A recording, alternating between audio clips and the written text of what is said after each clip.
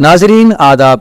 मुर्रखा 30 अगस्त 2024 मुताबिक 24 सफर मुजफ्फर 1446 हिजरी के Avadhnama vice addition में आपका खैर मकदम है। पेश खिदमत है अवधनामा में शाये खास खबरों की तलखीस। आसाम असेंबली में आज रियासती हुकूमत की तरफ से पेश किए गए बिल आसाम शादी और तलाक का लाजमी सरकारी रजिस्ट्रेशन बिल पर बहस होनी है।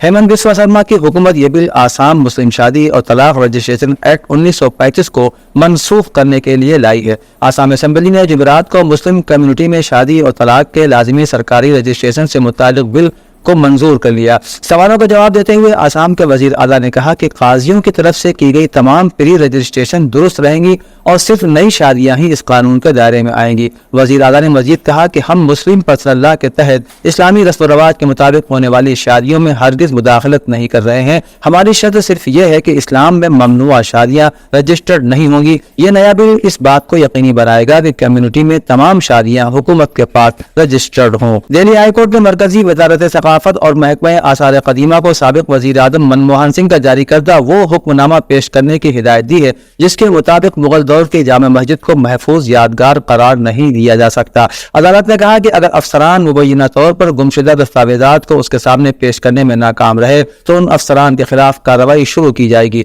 जस्टिस प्रतिभा एम सिंह और जस्टिस अमित शर्मा की बेंच ने कहा कि ये अहम दस्तावेजात हैं जो आपके पास हैं और आपको उन्हें महफूज रखना है। ये बहुत अहम है और अगर दस्तावेजात गायब हैं तो हम अफसरान के खिलाफ कार्रवाई करेंगे। वज़ीर आज़म नरेंद्र मोदी ने फॉरेन सर्विस के अफसरान से कहा है कि वो मुल्क की सकाफत को फख्र के साथ आगे बढ़ाएं और नौ आबादियाती ज़हनियत से नजात हासिल करें। इंडियन फॉरेन सर्विस के 2023 बेंच के ट्रेनी अफसरान ने जुमेरात को वज़ीर आज़म नरेंद्र मोदी से उनकी रिहाइशगाह पर मुलाकात की। इस बेंच में 15 रियासतों और मरकज के ज़ेर इंतजाम इलाकों से 36 ट्रेनी अफसरान हैं। ट्रेनी अफसरान ने वज़ीर आज़म की क़यादत में खारिजा पॉलिसी की कामयाबी को सराहा और उनसे तजावीज़ और रहनुमाइयाँ तलब की। वज़ीर आज़म ने मशवरा दिया कि वो मुल्क की सकाफत को हमेशा फख्र और वक़ार के साथ अपने साथ लेकर चलें और जहां भी वो तैनात हों उसे जाहिर करने की कोशिश करें।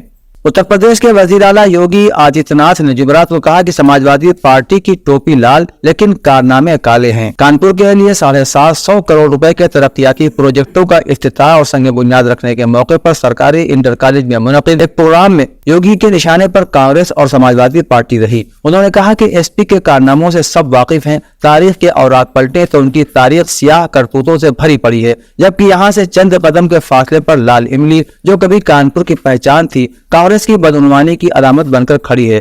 उन्होंने कहा कि एसपी वाले तारीख दोहरा रहे हैं, उनके जाहिर और हकीकी चेहरे मुख्तलिफ हैं। भारतीय जनता पार्टी 2 सितंबर से रुकनियत साजी मुहिम शुरू करने जा रही है। इस सिलसिले में अक़लियती मोर्चे को मुल्क में 50 लाख अरकान को शामिल करने का टारगेट दिया गया है।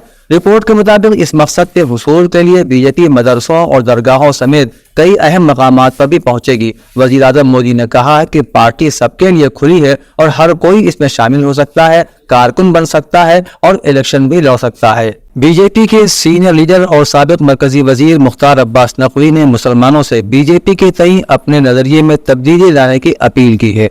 पार्टी के अक़लियती मोर्चे की बीजेपी रुकनियत साजी मुहिम की रीजनल वर्कशॉप के ज़िम्न में उन्होंने जुमेरात को कहा कि दहाइयों से चले आ रहे मुसलमानों के बीजेपी हराओ रिवाज को बीजेपी जिताओ मिजाज में तब्दील करने के लिए हमें समाज के खौफ और गुमराही को भरोसे में तब्दील करने के लिए पूरी कोशिश करना होगी। उन्होंने कहा कि जब बीजेपी किसी की तरक्की में कमी नहीं करती तो उसे वोट देने में कंजूसी नाजायज है। मिस्टर नकवी ने कहा कि अपोजिशन पार्टियों का सेकुलर सिंडिकेट मुसलमानों को अपने वोटों की जागीरदारी समझ बैठा है, जिससे मुसलमानों को मोहतात रहने की जरूरत है। ऑल इंडिया मोहम्मदी मिशन के सरपरस्त मुफ्ती अबुल इरफान मियां फिरंगी महली और सदर सैयद इकबाल हाशमी की तरफ से नुमाइंदगी करते हुए ओहदेदारान के एक वफ्द ने ज्वाइंट पुलिस कमिश्नर के जरिए सदर जमहूरिया को मेमोरेंडम सौंपा, जिसमें मुतालबा किया गया है कि ऐसे लोगों के खिलाफ सख्त से सख्त कार्रवाई की जाए जो आए दिन हुजूर सल्लल्लाहु तआला अलैहि वसल्लम की शान में गुस्ताखी करते रहते हैं।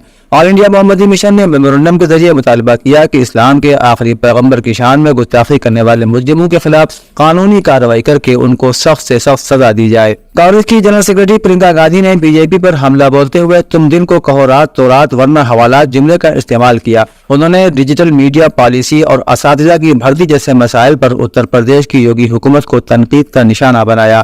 پرینکا گاندھی نے جمعرات کو ایکس پر لکھا، جو تم کو ہو پسند وہی بات کہیں گے، تم دن کو اگر رات کہو رات کہیں گے۔ اتر پردیش کی سوشل میڈیا پالیسی میں انصاف مانگ رہی خواتین کی آوازیں کس زمرے میں آئیں گی؟ 69,000 ٹیچر بھرتی ریزرویشن گھوٹالہ میں اٹھنے والے سوال کس زمرے میں آئیں گے؟ بھارتیہ جنتا پارٹی میں اندرونی خلفشار پر بھی پرینکا گاندھی نے طنز کرتے ہوئے لکھا کہ بی جے پی لیڈران ارکان اسمبلی کی جانب سے بی جے پی حکومت کی پول پٹی کھولنا کس زمرے میں آئے گا؟ تم دن کو کہو رات تو رات، ورنہ حوالات پالیسی سچائی کو دبانے کا ایک طریقہ ہے۔ اتر پردیش کے سیاحت اور ثقافت کے وزیر جیویر سنگھ نے سنت کبیر داس، سنت شرومنی روی داس اور گرو گورکھ ناتھ کے کاموں اور شخصیت کو عام لوگوں تک پہنچانے کے لیے تریدھارا سنت کبیر یاترا کے انعقاد کی ہدایت دی۔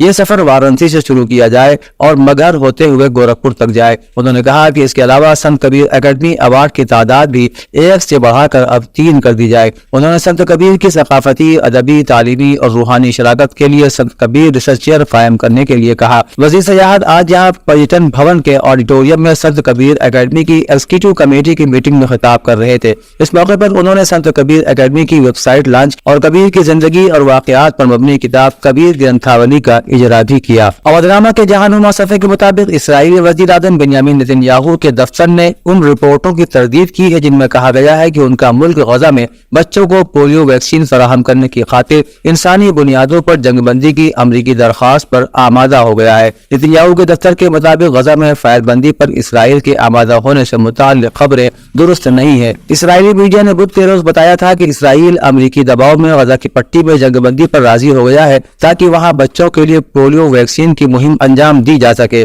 نتن یاہو کے دفتر کے مطابق اسرائیل پوری غزہ کی پٹی میں نہیں بلکہ مخصوص جگہوں پر انسانی بنیادوں پر جنگ بندی نافذ کرے گا۔ افغان طالبان کے فوجی سربراہ کا کہنا ہے کہ نہ تو کوئی ثبوت ہے اور نہ ہی کوئی یہ ثابت کر سکتا ہے کہ ٹی ٹی پی افغانستان میں موجود ہے۔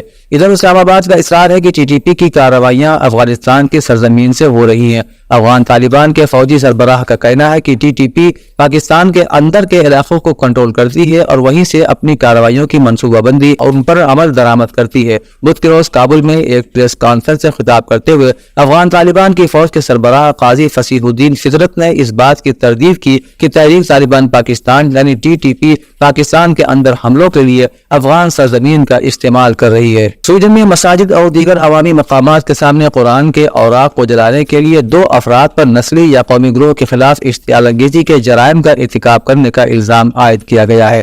پراسیکیوٹرز نے کہا کہ سویڈن میں گزشتہ سال قرآن کو آگ لگانے کے الزام میں 2 افراد پر مقدمہ چلایا جائے گا۔ اسلام کی مقدس ترین مذہبی کتاب قرآن کے اوراق کو جلانے کے واقعات کے بعد سے مسلم دنیا میں بڑے پیمانے پر غم و غصہ پیدا ہوا ہے اور مظاہرے بھی ہوئے تھے جس سے سویڈن میں انتقامی حملوں کا خدشہ پیدا ہو گیا ہے۔ پاکستان تحریک انصاف کے بانی چیئرمین عمران خان نے کہا ہے کہ پی ٹی آئی کا مینڈیٹ چوری کرنے کے لیے حکومت قاضی فائز عیسیٰ کے ساتھ مل کر سازش کر رہی ہے۔ قاضی فائز عیسیٰ کے جاتے ہی 4 حلقے کھلیں گے اور حکومت اپنے آپ ہی گر جائے گی۔ بانی P T I Imran Khan نے اڈیالہ جیل میں صحافیوں سے ایک غیر رسمی گفتگو کرتے ہوئے روپوش رہنماؤں سے متعلق خبروں کی بھی تردید کی۔ انہوں نے کہا کہ کسی روپوش رہنما کو باہر آنے کے لیے نہیں کہا ہے۔ ہمارے جو لوگ روپوش ہیں اگر وہ باہر آئیں گے تو ان کو اٹھا لیا جائے گا۔ انہوں نے کہا کہ روپوش رہنماؤں کو ہدایت ہے کہ وہ ابھی باہر نہ نکلے۔ عمران خان نے کہا کہ ہمیں جیل سے ڈر نہیں لگتا، مسئلہ یہ ہے کہ ہمارے لوگوں کو اغوا کیا جاتا ہے۔ اودھنامہ میں شائع خبریں اور مضامین کو مکمل طور پر پڑھنے کے لیے www.awadhnama.com پر